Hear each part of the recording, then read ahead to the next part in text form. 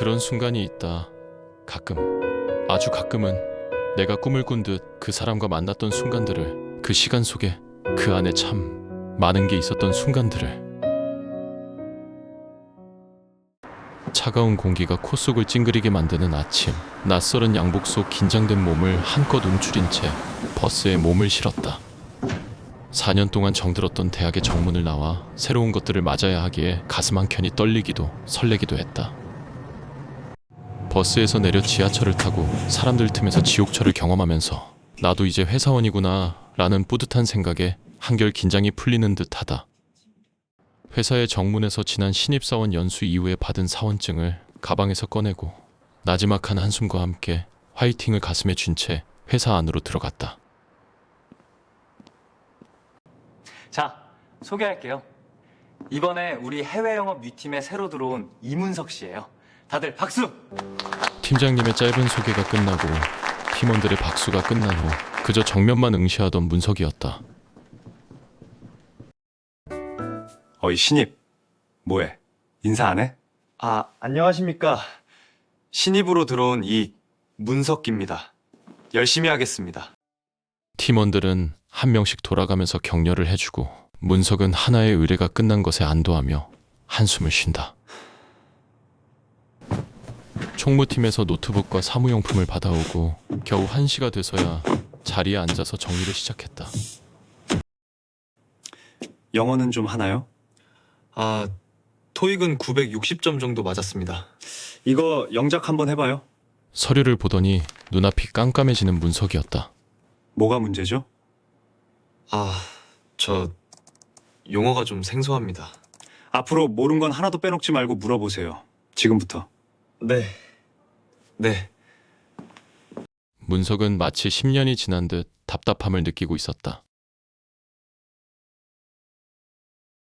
그렇게 2주가 지나고 문석은 과장님과 파트너라는 사실을 알게 되었다. 이문석 씨, 오늘 우리 관리해주는 선사에 갈 거예요. 가서 내가 커뮤니케이션 하는 거 잘 보고. 예, 과장님. 알겠습니다. 첫 외근, 문석은 또다시 낯선 감정과 떨림을 느끼고 있었다. 그렇게 도착 후 문석은 선사 앞에 도착하여 출입문을 통과하고 있었다. HD 선사의 내부가 생각보다 큰 것에 놀라고 있는 문석에게 과장님은 또다시 짧게 말을 건넸다. 잘 봐둬. 자주 올 곳이니까. 예, 과장님. 로비에 놓여있는 의자에 잠시 앉아있으니 저쪽에서 다가오는 사람이 있었다. 아이고, 과장님. 여기까지 어떻게 오셨어요? 오늘 이 근처에 일이 있어서 들렀어요. 새로 사람도 왔고. 과장님이 웃으신다. 처음 봐서 그간 몰랐는데 웃을 때는 밝다는 생각이 든다. 안녕하세요. HD 선사 박준환 대리입니다. 안녕하세요. 이번에 해외 영업팀에 새로 온 이문석입니다. 와, 근데 남자분이 되게 이쁘게 생기셔서 대학 때 인기 많으셨겠어요. 문석의 얼굴이 달아오르려는 찰나 과장님이 뭘 그런 말을 하냐며 말을 끊는다. 싫진 않았는데 과장님과 박준환 대리는 알아듣기 힘든 말들을 주고받고 둘의 대화가 끝나고 다시 인사를 하고 회사로 복귀하고 있었다. 어때? 좀 알아듣겠어? 사실 저 사람 잘 알아둬. 일도 잘하고 사람도 좋아. 예, 과장님. 문석은 드디어 퇴근이라는 생각에 순간 밝게 웃었고 과장님도 그런 문석이 귀여웠는지 씩 웃으신다. 그날 밤 문석의 머릿속에 박준환 대리가 어른거렸다. 남자다운 외모에 키가 큰 점이 부러워서였을까? 아니면 대학 때 이후로 느끼지 않으리라 생각했던 감정일까? 남들에게 말하지 못했던 비밀이 있었기 때문이다. 바로 남자를 좋아한다는 것.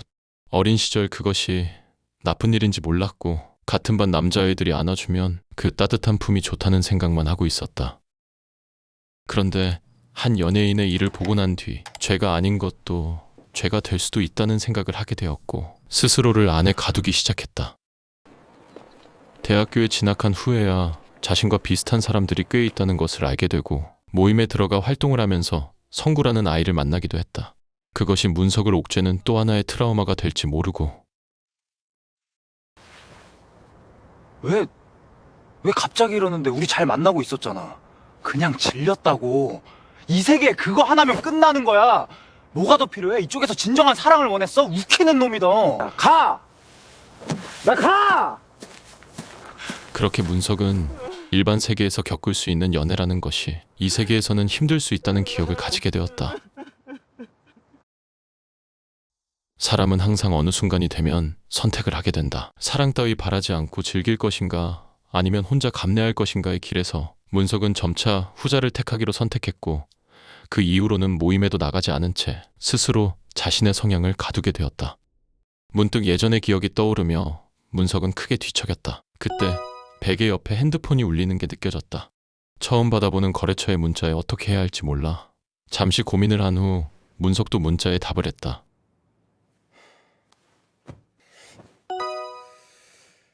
문석은 문자를 한참 바라보다가 답장을 하지 않은 채 핸드폰을 끄고 있었다.